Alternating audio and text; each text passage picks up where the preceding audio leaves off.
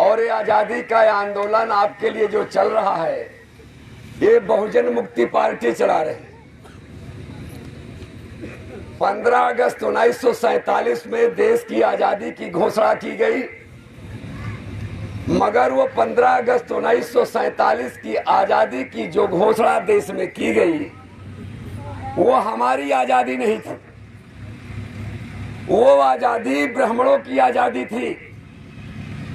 15 अगस्त 1947 को देश में ब्राह्मण आजाद हुआ, देश आजाद हुआ, मगर इस देश का मूल निवासी आजाद नहीं हुआ। और आजादी का आंदोलन जब हमारा मूल निवासी नहीं आजाद हुआ, तो आपकी आजादी का आंदोलन बहुजन मुक्ति पार्टी चला रही है। और आजादी का आंदोलन जो दुनिया देश में चलता है या दुनिया के किसी भी मुल्क में चलता है, तो आजादी का आंदोलन साधारण लोग नहीं चलाते। आजादी का आंदोलन चलाने के लिए कुर्बानी देनी पड़ती है, शहादत देनी पड़ती है, जिंदगी और जवानी लगानी पड़ती है। आजादी का आंदोलन सब लोग नहीं चलाते। चलाते कौन है? जिनमें हिम्मत है वो कुदरत में दखल देते हैं। जिनमें हिम्मत है वो कुदरत में दखल देते हैं। राह में कांटे हों उसको भी मसल देते हैं। खौफ की दुनिया से बदलते नहीं राहें अपनी। अरे मर्द तो वो है जो जमाने को बदल देते हैं।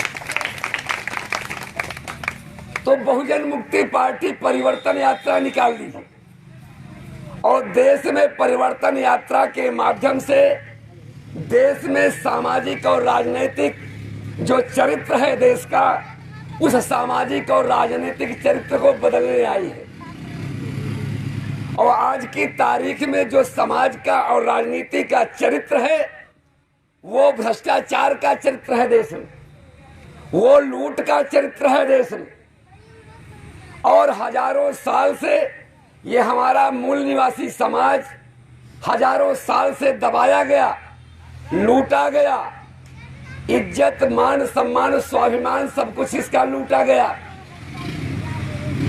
और आजादी के आज 74 साल हो गए। इस 74 साल में भी हमारे मूल निवासी समाज के सारे हक, अधिकार और संवैधानिक प्रतिष्ठानों पर इनकी भागीदारी, हिस्सेदारी ब्राह्मणों ने लूट लिया है। कहने को तो देश में लोकतंत्र है, मगर सच्चाई ये है कि देश में लोकतंत्र नहीं है, बल्कि देश में ब्राह्मण तंत्र है। देश में ब्राह्मण तंत्र है। हम इस देश के मूल निवासी हैं। ये मुल्क हमारा है। हमारे पुरखे इस देश के राजा थे आज के हजारों साल पहले। और हमारे पुरखे जब इस देश के राजा थे, तो देश जो था ये सोने की चिड़िया था। देश विश्व गुरु था और देश विश्व महाशक्ति के रूप में पूरी दुनिया में जाना जाता था। पूरी दुनिया में विश्व महाशक्ति था भारत। तो जो भारत विश्व गुरु था, सोने की चिड़िया था और विश्व महाशक्ति था, वो कौन सा ऐसा कारण पैदा हुआ, क्या ऐसी बात आ गई कि जो देश सोने की चिड़िया था आज गरीबी बदहाली के कगार पर पहुंच गया है। जो विश्व गुरु था उस देश में आज की तारीख में 45% लोग अंगूठा टेक हैं। और जो देश विश्व महाशक्ति था आज की तारीख में उसकी सीमाएं भी सुरक्षित नहीं है। तो आखिर इसके पीछे कौन सा कारण है? जबकि दुनिया का एक सर्वमान्य दर्शन है, एक सर्वमान्य विचारधारा है। सर्वमान्य विचारधारा क्या है कि दुनिया के अंदर जितने भी काम होते हैं उनका कोई न कोई कारण जरूर होता है। बिना कारण के दुनिया के अंदर कोई काम नहीं होता। तो आज भारत में जो बेबसी है, बेकसी है, लाचारी है, गुलामी है, आखिर उसके पीछे कौन सा कारण है?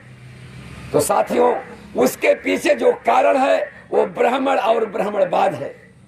हमारे लोग दोस्त दुश्मन की पहचान नहीं कर पाए कि हमारा दुश्मन कौन है और हमारा दोस्त कौन है। अगर अपने दुश्मन की पहचान किए होते तो ये दुर्दशा जो भारत में मूल निवासियों की हो रही है, ऐसी दुर्दशा भारत में इस कमेरा समाज की न होती।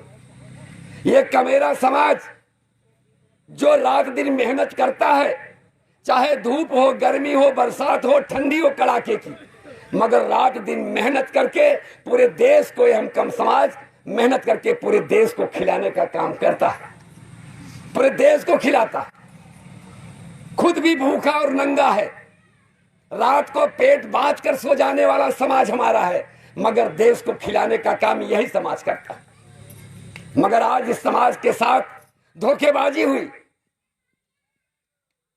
इसी ब्राह्मणवाद की बदौलत ब्राह्मणवादियों ने, जिनकी तादाद मुल्क में केवल 3.5% है, ब्राह्मण इस देश में 3.5% है, हमारे समाज को बांटा और इस कदर जातियों में हमारे समाज को बांट दिया कि 6,743 जातियों में इस समाज को बांटा और बांट करके इनको बेबस, बेकस, लाचार और गुलाम बनाया।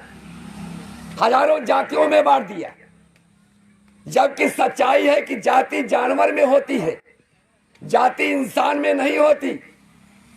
जाति जानवर में होती है, जाति इंसान में नहीं होती। मगर ब्राह्मणों ने इस मानव को, इस इंसान को भी जानवर की जाति में बांटकर जानवर की कैटेगरी में ढकेलने का काम किया, हमें जानवर बना दिया। और जो लोग जाति को मानते हैं, इसका मतलब है कि वो जानवर है। जाति देश में नहीं थी, जाति देश में ब्राह्मण ने पैदा किया। और जिस तरह से इंसान को बांटा हजारों जातियों में, उसी तरह से आर्य विदेशी ब्राह्मण इस देश को भी बांटने का काम किया। इस इंसान को हजारों जातियों में बांटा, हजारों जातियों में जहां इंसान को बांटा, वहीं इस देश को भी बांटा। हमारा भारत बहुत महान था और बृहत्तर भारत था।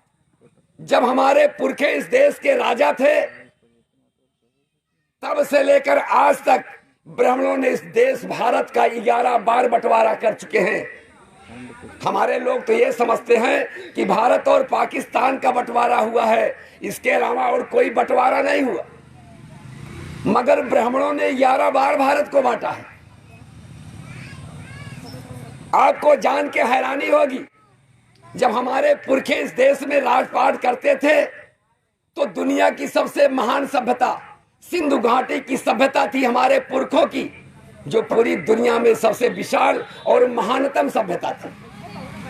उस काल में, उस दौर में, ये जो रूस में उज्बेकिस्तान है वो भारत में था, रूस का उज्बेकिस्तान भारत में था, अफगानिस्तान भारत में था, पाकिस्तान भारत में था, बांग्लादेश भारत में था, मालदीव भारत में था, श्रीलंका भारत में था, इंडोनेशिया भारत में था, भूटान भारत में था, नेपाल भारत में था, म्यांमार भारत में था।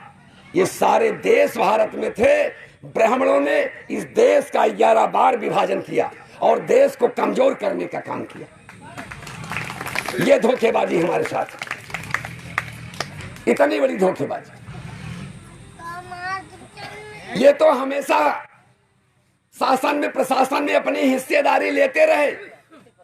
आर्य विदेशी ब्राह्मण भारत में आया, सिंधु घाटी की सभ्यता का सत्यानाश किया। ब्राह्मण जब कमजोर हुआ तो मुगल विदेशी भारत में आया और ब्राह्मणों ने उनसे अपना रिश्ता कायम किया, राजपाट में हिस्सेदारी लिया। शासन प्रशासन में ब्राह्मणों ने मुगलों से 40% हिस्सेदारी लिया था, हिस्सेदारी लिया और बदले में अपने बहन और बेटियों का मुगलों से सौदा भी किया था। उनसे रोटी बेटी का संबंध बनाया। जब रोटी बेटी का संबंध बनाया, जिसका नतीजा है कि मुगलों ने भारत में 650 साल तक मुगलों ने भारत में हुकूमत किया। मगर ब्राह्मणों के कहने पर भारत में एक भी प्राइमरी का स्कूल भी मुगलों ने नहीं खोला। ब्राह्मणों के कहने पर, जैसा ब्राह्मणों ने कहा वैसा मुगलों ने 650 साल तक देश में हुकूमत किया और हुकूमत करके हमारे इस कमेरा समाज को शिक्षा, संपत्ति और सुरक्षा के अधिकार से महरूम कर दिया। न पढ़ने का अधिकार दिया, न पढ़ाने का अधिकार दिया, न संपत्ति का अधिकार दिया और न ही सुरक्षा का अधिकार दिया। चाहे जितनी पिटाई हो इस समाज की, कुटाई पिटाई हो, मगर सुरक्षा का अधिकार हमारे समाज के लोगों को नहीं दिया। और इतना ही नहीं किया, हमारी गुलामी को अपने वेद में, पुराण में, उपनिषद में, आख्यान में, स्मृतियों में, रामायण में, महाभारत में, रामचरितमानस में हमारी गुलामी को पोख्ता किया, मजबूत किया। हमारी कुटाई पिटाई होनी चाहिए, ऐसा अपने किताबों में ब्राह्मणों ने लिखा। रामचरितमानस में लिखा कि पूजहु विप्र सकल गुणहीना, शूद्र न गुण गण ज्ञान प्रवीणा। ढोल गंवार शूद्र पशु नारी सकल ताड़ना के अधिकारी, इनकी जितनी पिटाई हो उतना ही अच्छा है। गुलामी को मजबूत किया, और जिस ग्रंथ में हमारी गुलामी को मजबूत किया, रामचरितमानस में तुलसीदास नाम का ब्राह्मण हमारी गुलामी मजबूत किया, हमारी कुटाई पिटाई मजबूत किया, हमें अनपढ़ गंवार और जाहिल बनाने का काम किया, उसी धार्मिक ग्रंथ को हमारी बहनें बैठी हुई हैं, हमारी माताएं बैठी हुई हैं, हमारे लोग बैठे हैं। जब बेटे की शादी और बेटी की शादी करते हैं तो रामचरितमानस का पाठ करवाते हैं कि नहीं करवाते?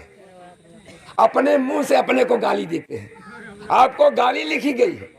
महिलाओं का रामचरितमानस में 8 जगह पर अपमान लिखा गया है।